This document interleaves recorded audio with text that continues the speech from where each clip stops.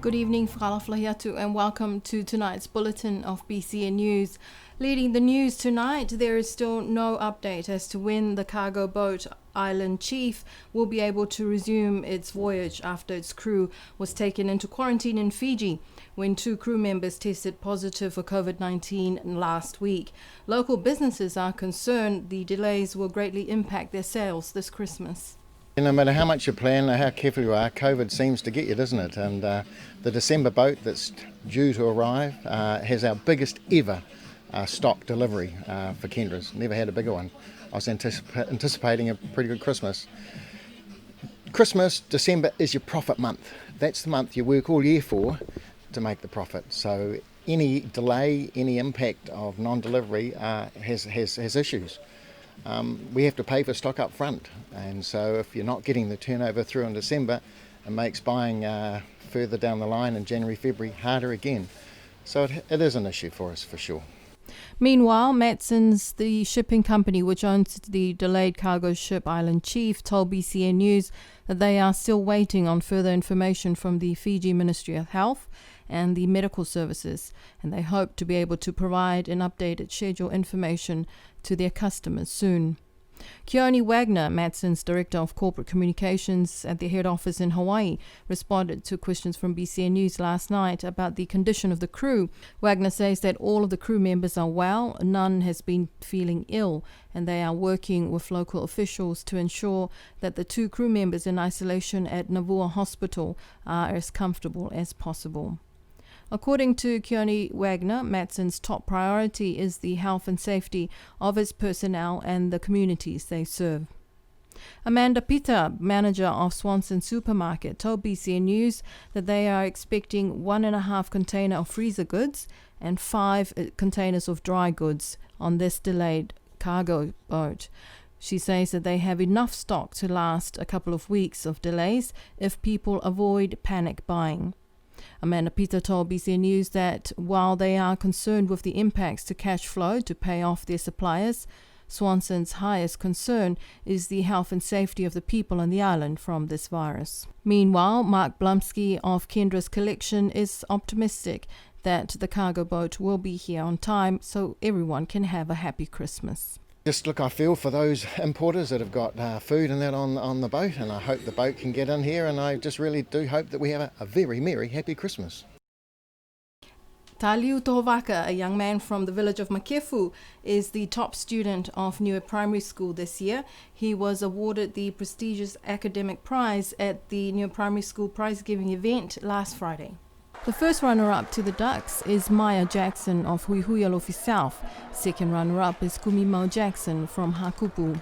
Families and friends filled out the multi-purpose hall at Paliasi last Friday to witness the prize-giving day for Niue Primary School.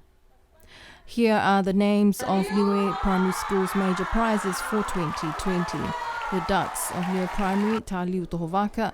First runner-up, Maya Jackson. Second runner-up, Kumimau Jackson. Leadership Award and the Bilingual Award both went to Talitotonu Tohovaka.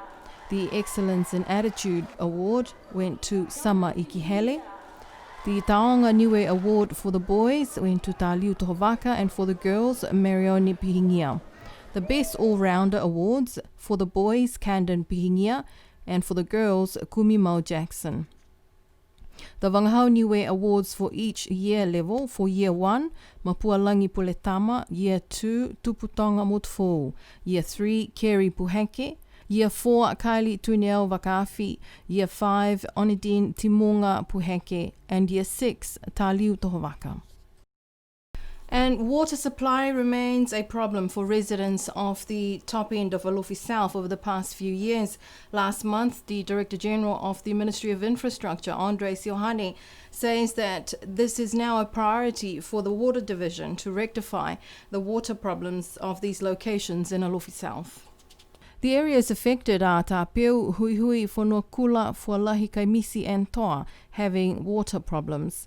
Today, a notice from the Water Supply Division of the Department of Utilities said that a major leak was found at one of the water mains, which provides water to these areas. The water was turned off for these areas until midday, so the crew can try to fix the leak and restore water.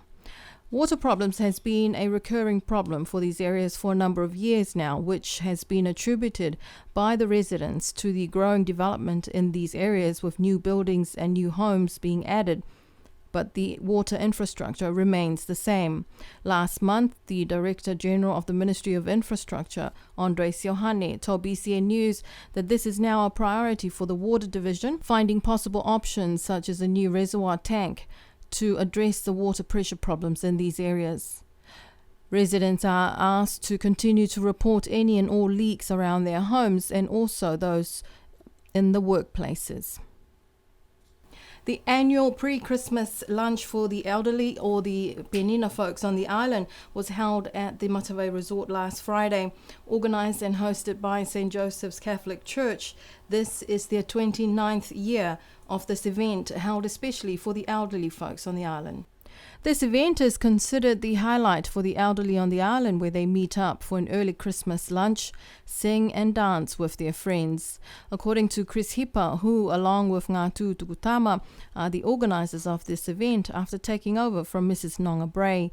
The first Christmas event was organised by the late Father Glover 29 years ago. This year was the first time that government ministers joined the event, with Ministers Crosley Tātui and Sauni Tongatule. Also in attendance this year is the Speaker of the Whanokepule, Himatakilesi, and veteran politician Terry Coe. A regular participant in the New Zealand High Commission, but this year Deputy High Commissioner Nigel Eales was there, with Australian High Commissioner Susan Allen at her first St. Joseph's Penina Christmas lunch. The St. Joseph's Church and their supporters of this event extend their well wishes for a safe and Merry Christmas to everyone, and especially to our tupunas. 12 countries participated in the Oceania Weightlifting Federation's online cup, held over 2 days last week. Niue lifters Chrysaline Sipeni and Moses Mautama lifted here in Niue, while their teammate Ramsey Edwards lifted from Auckland. Here's more on that story. It's on. Niue's on. Punch it up.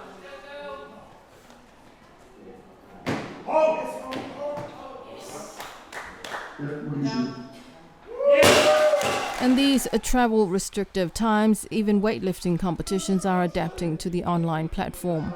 Last Friday, the 2020 Oceania Weightlifting Federation Online Cup was held over 2 days. Each of the countries set up their competitions via Zoom. Niue was set up at the Alofi North Village Hall. This online competition saw lifters from Australia, Samoa, New Zealand, Papua New Guinea, Fiji, Northern Marianas, Niue, Cook Islands, New Caledonia, Solomon Islands, Nauru and Tonga compete for cash prizes, the top lifters receiving 4,000 Australian dollars for both the men and the women competitions. President of Weightlifting Niue, Narita Viliamu-Tahanga, told BCN News that Niue's lifters didn't place in the top 5, but they did very well. Out of a total of 22 female lifters, 15-year-old Chrysaline Sipeni placed 15th, lifting a total of 150, and 14-year-old Ramsey Edwards placed 18th with a total of 135.